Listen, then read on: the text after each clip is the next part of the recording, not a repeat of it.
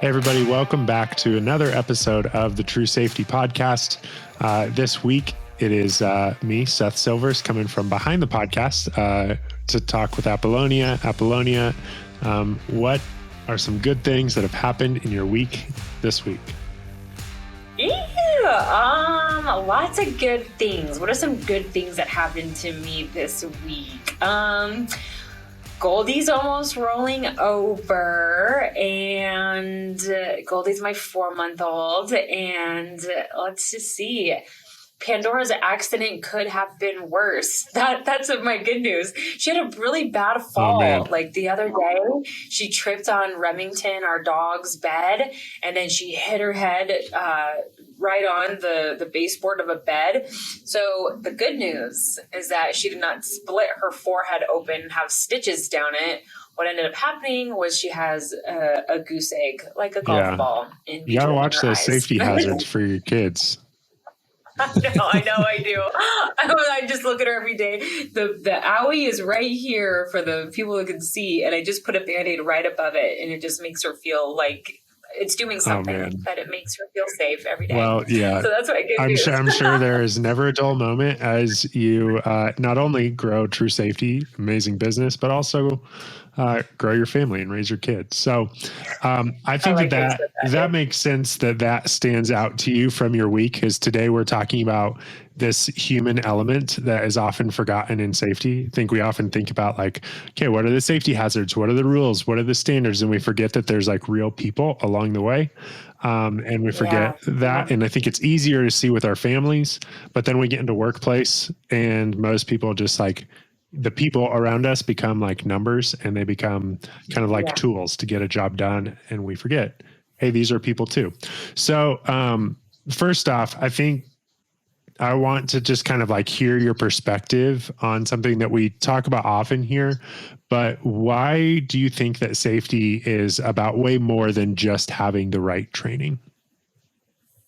Yeah. Oh my goodness. I think so many things come to mind when you ask that question, but I think that safety is more than training, because when I look at an organization, I think that everybody is contributing to this overall culture, right? And so it's important that we are doing, like, every day there's training. That's kind of how I view it. There's not just like training and during your new hire orientation. I feel like managers, leaders of organizations are every day training the people around them, like how to behave, what's tolerable, what's accepted, what level of risk is tolerated here. And so whether we're in a classroom or not, I think that the training outside the classroom is actually the most valuable. And that's what you're showing your company and your team members, like what your expectations are. So, I mean, what you set and the standard that you set is ultimately the culture that you'll end up with at the company. Yeah. So, and I know you've seen this, and also with all the guests that we've had where we've talked about different incidents, we've talked about these stories around safety. 9 times out of 10, we'll say probably 10 times out of 10 people involved in safety incidents, they have the right training. Like they know afterwards, like, oh, I know what I should have done, but they didn't do it. And so I think there's this human element that's kind of forgotten, and we switch into like just efficiency mode. So from the safety manager's perspective, what are some things that you think safety managers can be doing in order to really build more authentic relationships with their workers so that there's actually a human element there that we're considering? 2 things. I think that safety managers can, I'll back up. I think what doesn't work is to always rely on like safety slogans or to, like safety first or because OSHA said so. Like, I feel like I should make a meme about that. Like something like do it the safe way because why? Because OSHA says so. And I don't think that that's compelling enough. It's not grabbing enough to where when you leave location, everyone else is going to start doing the same thing that they did before you arrived. So advice to safety managers would be to, 2 things. 1, use your company's real life history to grab their attention. So if you're talking to a company that has a few different divisions, one of them's a trucking division, you can talk to drivers about the driving accidents that you guys had last year or last quarter or so far this year. Like we've had this many accidents and this is how they happened. These are the outcomes. So that way people are like, oh my gosh, like people actually got hurt in my division doing exactly what I've been doing. And that applies with P&A work, that applies with electrical, whatever it is. And then also, if your company, the second thing though, is if your company doesn't have statistics, they don't have like a bunch of incidents, which is maybe a good thing, is look up statistics like in your industry, in electrical, like what are the electrical hazards that are most common? What are the driving incidents? How do they happen? So that way you could just talk about real life stuff, real life. Right.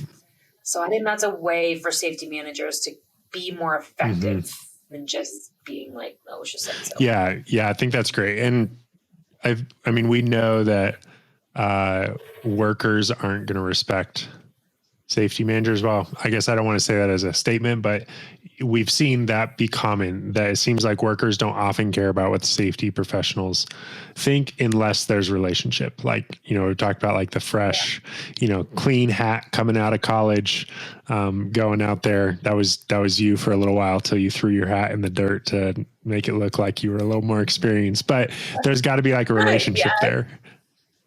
Yeah, exactly. Along with the stories and along with trying to break through to somebody, the overarching element before that is actually caring about the person that you're talking to. And you do have to set your tone. You have to set your stance of where you're at. And, but at the same side, you have to show that person that you're actually caring about them. And the reason why we're doing it this way is because XYZ. Maybe you know something about their family. You could talk about that. Right.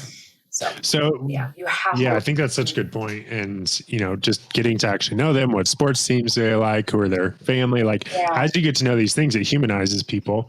And we realize like, oh, we shouldn't implement the safety standard because OSHA said so. We should implement the safety standard because Apolonia has Goldie and Pandora at home. And she probably wants to get home to them rather than having to go to the hospital. Part of the reason we wanted to do this episode was because of this story that I remember talking with a former employee, Clark, and he talked about a training that he used to do. Tell me that story about kind of what he described in this practice that he did with some of his people at a former job. Yes. Oh my gosh. Clark is an amazing team member that we worked with who held phenomenal classes. The reason why he got great feedback from his classes is not just because he was a subject matter expert. It was because he really had so much life experience to share in his classes and these driving classes.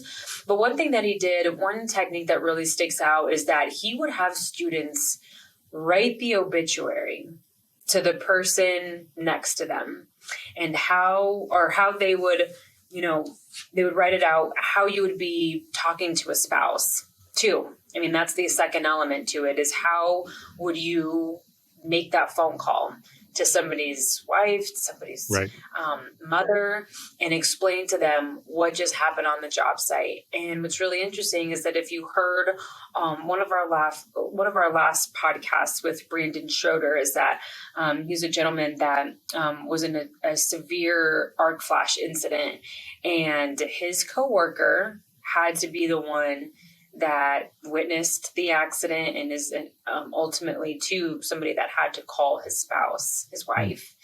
And, when you put it into those terms, it really resonates with your workers most times, because they're either in a crew where they're, working around 5 to 7 guys or girls that they're really, really, it's consistent, or if they're working at a plant, they all are generally working around the same people. So they know these people, and their families and their spouses and their kids. So when you leave it into your hands to write an obituary, to write out a script of how you would call somebody's family about the fatality or a major incident, it makes you think. Right. And it's kind of goes back to what you're saying, goes back to why it's important to explain not just because OSHA said Mm-hmm. so, because this is the phone call that you never want to make. Right. Yeah, it is interesting because it's so easy to cut corners with work, no matter whether you're in safety or anything. It's easy to have like moments where you realize like, oh, it'll be fine. I'll take this shortcut, do things a little quicker. Maybe not pay attention. Like chances are that incident won't happen. Chances are that hazard won't be a big deal. Like it's so easy to make those decisions. But then you fast forward and you think about, okay, what if the worst does happen? And then you're in the position to realize where you're having to talk with, a coworker's loved ones. And you have to say, yeah, I saw that. Like I saw that, but I just thought that it wasn't a big deal. Like, how are they going to make us feel? Like it's morbid, but it's also it's humbling to think about in those positions. And we need to think about that. I've seen some studies recently of like where they dove into the psychology of people that are extremely successful, and those people seem to be they're really connected with the idea that you could die today. They're really like connected, like, them dying or something bad happening. It isn't at all this like far off thing. They know, it could happen at any time. And so that causes them to be more intentional, more careful, and to really pay more attention on a daily basis, which it's just hard in the workplace. Oh my gosh. Yeah. Yes. I love that. And I think that some of those, I don't know, life skills, some of those types of things, they're not too wishy-washy to bring into your safety training. Right. I think that we can talk about those things. People are dying to hear more than just the OSHA stuff, more than just the safety regulations. Like people are just craving more of an experience in a classroom. Right. Like people don't want to be there for safety training. And as a safety trainer, that. Like this is no surprise. Like nobody wants to be there, generally speaking. And so, that goes for a lot of lectures and things like that. So it's like, how can I bring this experience, this class to life? So I think that, I think sharing those things are really good. Absolutely. So, I think in this industry, safety, whether it's in oil and gas or construction or manufacturing, there's this reputation of kind of being rough and tough and, getting the work done and efficiency at all costs. And kind of as we close this conversation, like what are some things you think the listeners should be paying attention to kind of combat maybe that like rough and tough, that rough and tough mentality where they're not necessarily thinking about the people around them. They're just thinking like, yeah, I'm a tough guy. I'm going to keep quiet, get the work done, get it done as fast as I can kind of thing. Like this mentality's got to go. How do we combat that? Yeah, I think that's huge. I think that, really being practical and putting yourself in a new worker's shoes, like as a safety manager, like really thinking, all right, this is my first time, like my first week at a big company. And I'm like I'm a new electrician and I'm out there and as I'm learning, you could just imagine that fear, that uncertainty, that feeling in your stomach that, okay, like I feel like that guy's doing something wrong. I think in my training, I was showed that you're not supposed to do it that way. But since I'm a little bit unsure myself, like that's the reason why I'm not going to jump up and say, hey, do something different. That's the reason why I'm not going to stop the jobs, because I'm unsure in myself too. So, really thinking about how practical it is that people are afraid to speak up or having the empathy for the workers that have been doing this for 20 years. They've done it they've done this so many times, something's happened to them and by taking this shortcut. So I think to break this cycle, whether you're 20 years experience or you're so new, you're afraid to, speak up. I think that breaking your normal routine up. So if you're doing like monthly safety meetings and you're maybe always going over the same jargon, like breaking that up into getting into the heads of your employees and maybe talking about like really how I've always been able to get through to a worker that's done this for 20 years. Nothing bad's ever happened to them. is getting them to be the spokesperson of a safety meeting, of a safety training, but getting them to lead and asking them, maybe if something hasn't happened to you, have you ever witnessed a lockout tagout accident, or have you ever been around somebody with a lockout tagout accident? And oh my gosh, if something doesn't happen to them, they sure as hell have 10 stories about how a buddy was injured on the job, about how a family member, like there's stories there. Mm-hmm. And when they're explaining these stories and then you're having them dissect and break down something that actually happened in their life that they've seen, then it's maybe that aha moment to think, you know what, like I just put myself in front of the classroom. Like I just said that this could happen. And I just said that this was a big deal. This was an accident. And then you're asking them, like, how would you prevent this from happening? Or how could that employee have prevented that? And then they give their advice. That's like where all the magic's at. Yeah, I think that's great.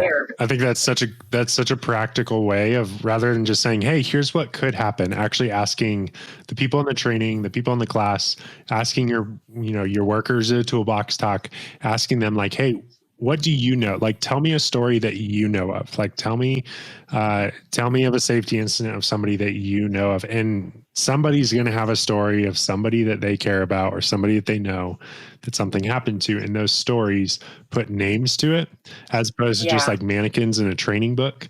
And so I think that is such a good practical tool of like, ask your people for real stories and let those stories guide them. So I think this is such an important topic. 10. What's that? 10 out of 10 recommended. Like this has always worked for me every single time I have done this practical technique. Yeah. It's worked 10 out of 10. Yeah. We're designed to like receive information well through stories. Like that's why forever we've been telling stories, is because our brains, we'd rather hear information through a story than through bullet points. And so get your people telling stories, and it's going to be a game changer with this. So Apolonia, this is a super important topic, like the human element of safety, that we will continue to come back to. But we felt it was important today to just kind of bring it to the forefront of our minds and really encourage everybody, like, get the stories out. Get the bad stories, the hard stories, the painful stories. Get those out in front of your workers, because those are important to hear. We shouldn't keep those hidden just because they're uncomfortable. So, Apolonia, this has been valuable. Thank you so much for your time today. Yeah, thank you so much. Talk to you soon. Great.